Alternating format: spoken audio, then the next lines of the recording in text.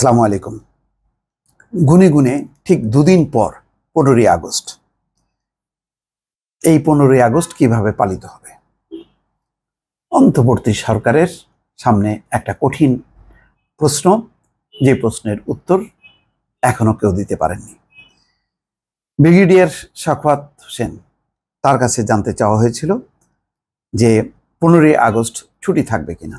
তিনি বলেছেন, এটার বিষয়ে আমি কোনো সিদ্ধান্ত দিতে পারবো না, এটা ক্যাবিনেটের কাজ, আমি ক্যাবিনেটে ওটা আলোচনা করব। তার মানে খুবই স্পর্শকাতর এই সময়, যেটি হওয়ার কথা ছিল না। আজকে যদি এইভাবে পতন না ঘটতো, স্বাভাবিক ক্ষমতার রদবদল হলে সম্ভবত 15ই আগস্ট, 32 নম্বর বঙ্গবন্ধু, এই বিষয়গুলো এখন কারোরই কোনো আলোচনার বিষয় থাকতো না। যদিও অতীতে এটি নিয়ে আলোচনা হয়েছে। বিএনপি 15ই আগস্টে কখনো ছুটি দেয়নি। তারপরেও হয়তো একটা জাতীয় ঐক্যমত্যের ভিত্তিতে এই 15ই আগস্ট ছুটি থাকবে কি থাকবে না সেটা নিয়ে আলোচনা করা যেত। কিন্তু বিদ্যমান রাজনৈতিক বাস্তবতায় এখনো ছাত্ররা যেখানে রাজপথ ছাড়েনি, তারা বসে আছে যাতে কোনো রকম চক্রান্ত ষড়যন্ত্র করে যাতে বিজয়কে নস্যাৎ করা না যায়, এমন একটি অবস্থান। এবং মানুষের ক্ষোভ বিক্ষোভ, যেই বিক্ষোভগুলো হবার কথা ছিল শুধুমাত্র শেখ হাসিনা এবং আওয়ামী লীগ শাসনের বিরুদ্ধে, সেটি যে এখন সঞ্চারিত হয়েছে বঙ্গবন্ধুর উপর। কেন? বঙ্গবন্ধুকে প্রতিষ্ঠিত করার মধ্য দিয়ে আওয়ামী লীগ এটাও একটা ঢাল হিসাবে ব্যবহার করেছে।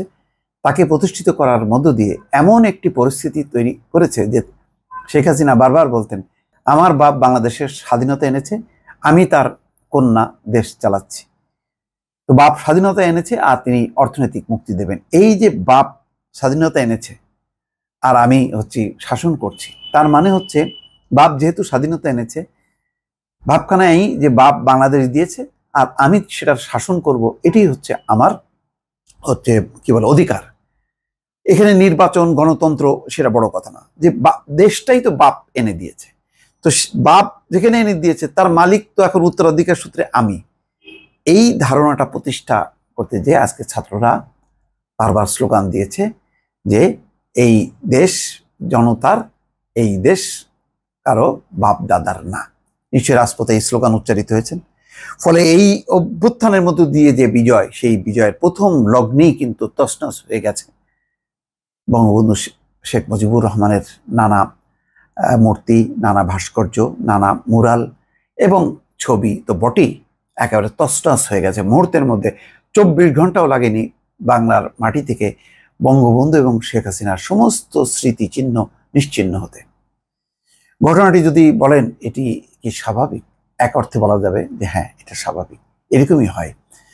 15 বছর স্বৈর শাসনের পর মানুষের মুক্তির আনন্দের এই প্রতিক্রিয়াটার একটা বৈধতা আছে, জন্ম নেয় পৃথিবীর দেশে দেশে। তাই হয়, শুধু বাংলাদেশ না, বিশ্বের বহু দেশে যখন গণঅভ্যুত্থান হয় তখন স্বৈর শাসক এবং তার দোসরদের ছবি ভাঙা হয়।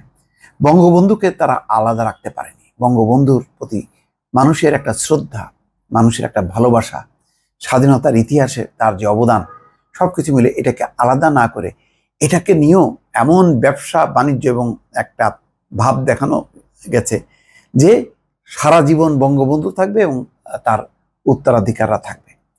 এই যে একটা স্বৈরতান্ত্রিক মানসিকতার মধ্য দিয়ে পুরো পরিস্থিতি কিন্তু এলোমেলো হয়ে গেছে, যার জন্য আজকে দুঃখজনকভাবে আমরা কিছু ঘটনা দেখলাম। 32 নম্বর জ্বালিয়ে দিতে দেখলাম। ইতিমধ্যে মাহবুবুল হানিফ, যুগ্ম সাধারণ সম্পাদক, তিনি সরকারের কাছে বলে আবেদন করবেন 32 নম্বরে যাতে শ্রদ্ধা নিবেদন করা যায়।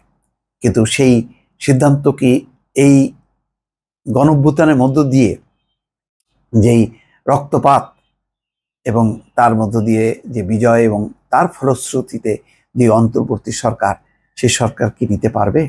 সেই সরকার কি এই ক্ষোভ বিক্ষোভকে অনার করবে, নাকি এখন যে আওয়ামী লীগের যে আবেদন, সেই আবেদনে সাড়া দেবে? দর্শক, এটি একটি কঠিন চ্যালেঞ্জ, কঠিন প্রশ্ন।